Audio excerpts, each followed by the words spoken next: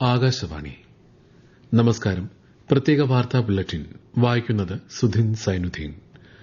പ്രധാനമന്ത്രി Narendra Modi French president Emmanuel മക്രോയുമായി മുംബൈയിൽ ഇന്ന് കൂടിക്കാഴ്ച നടത്തും. ഇന്ത്യ ഫ്രാൻസ് തന്ത്രപ്രധാന പങ്കാളിത്തവും സമകാലിക പ്രസക്തമായ ആഗോള പ്രാദേശിക വിഷയങ്ങളും ഇരുവരും ചർച്ച ചെയ്യും. ഇരു രാജ്യങ്ങൾക്കുമിടയിലെ സഹകരണം കൂടുതൽ ശക്തിപ്പെടുത്തുന്നതിന് പുറമെ ആഗോള പുരോഗതിക്കും കൂടിക്കാഴ്ച മാർഗമൊരുക്കുമെന്ന് പ്രധാനമന്ത്രി നരേന്ദ്രമോദി സമൂഹമാധ്യമത്തിൽ കുറിച്ചു.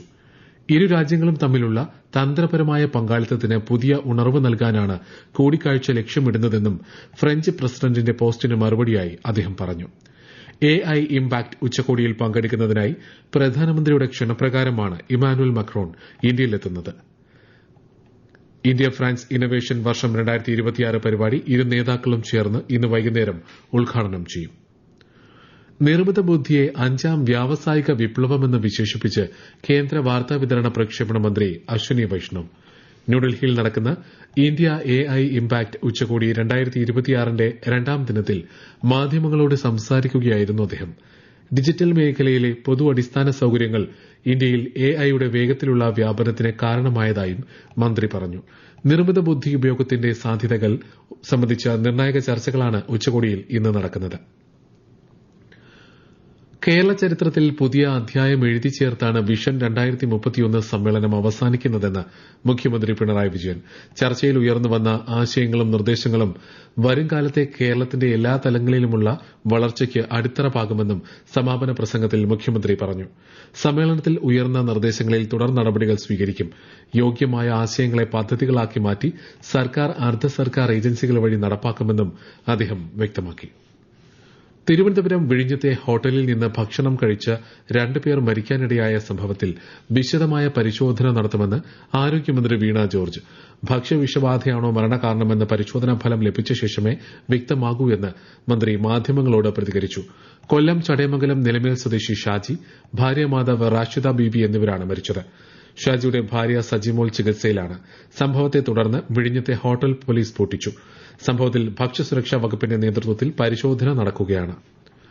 മലബാറിന്റെ വിനോദസഞ്ചാര മേഖലയ്ക്ക് അനന്ത സാധ്യതകൾ തുറക്കുന്ന കോഴിക്കോട് ബയോളജിക്കൽ പാർക്കിന്റെ നിർമ്മാണോദ്ഘാടനം വനമന്ത്രി AK ശശീന്ദ്രൻ നിർവഹിച്ചു.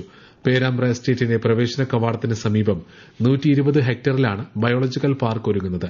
ബയോളജിക്കൽ പാർക്കിന്റെ രണ്ടാം ഘട്ടമായി ടൈഗർ സഫാരി പാർക്ക് നിർമ്മിക്കും. സംസ്ഥാനത്ത് റംസാൻ വ്രതാരംഭവുമായി ബന്ധപ്പെട്ട് 100ഓളം ജമാഅത്തുകളിലെ ഇമാമുമാരുടെയും മഹല്ല് ഭാരവാഹികളുടെയും യോഗം ഇന്ന് തിരുവനന്തപുരത്ത് ചേരും. വലിയ ഖാസി ചന്ദരൂർ VM അബ്ദുള്ള മൌലവിയുടെ അധ്യക്ഷതയിൽ മണക്കാട് വലിയ പള്ളി ജുമാ മസ്ജിദിലാണ് യോഗം. തിരുവനന്തപുരത്ത് ആറ്റുകാൽ ഭഗവതി ക്ഷേത്രത്തിലെ പൊങ്കാല മഹോത്സവത്തിന്റെ ഭാഗമായി സമഗ്രമായ ക്രമീകരണങ്ങൾ ഒരുക്കി ദക്ഷിണ റെയിൽവേ തിരുവനന്തപുരം ഡിവിഷൻ.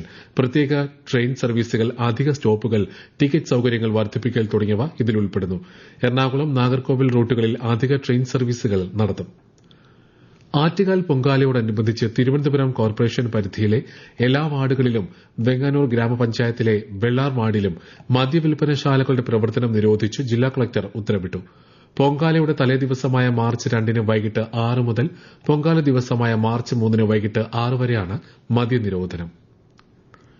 കുംഭമാസ പൂജകൾ പൂർത്തിയാക്കി ശബരിമല ക്ഷേത്രനട ഇന്ന് രാത്രി 10 അടയ്ക്കും. സന്നിധാനത്ത് വലിയ തിരക്കാണ് അനുഭവപ്പെടുന്നത്. മീനമാസ പൂജയ്ക്കായി അടുത്ത മാസം 14 നട തുറക്കുക. പ്രധാനമന്ത്രി നരേന്ദ്രമോദി ആകാശവാണിയിലൂടെ ജനങ്ങളുമായി ആശയങ്ങൾ പങ്കുവയ്ക്കുന്ന പ്രതിമാസ റേഡിയോ പ്രഭാഷണ പരിപാടി മൻ കി ബാത്ത് ഈ മാസം 22 പരിപാടിയുടെ 131 പതിപ്പാണിത്. ദൂരദർശന്റെയും ആകാശവാണിയുടെയും എല്ലാ ശൃംഖലകളിലും പരിപാടി ലഭ്യമാകും. മൻ കി ബാത്തിലേക്കുള്ള ആശയങ്ങളും അഭിപ്രായങ്ങളും മൈ ജിഒവി, നമോ ആപ്പ് എന്നിവയിലൂടെയോ 1800117800 എന്ന ടോൾ ഫ്രീ നമ്പറിലോ ഈ മാസം 20 വരെ അറിയിക്കാം.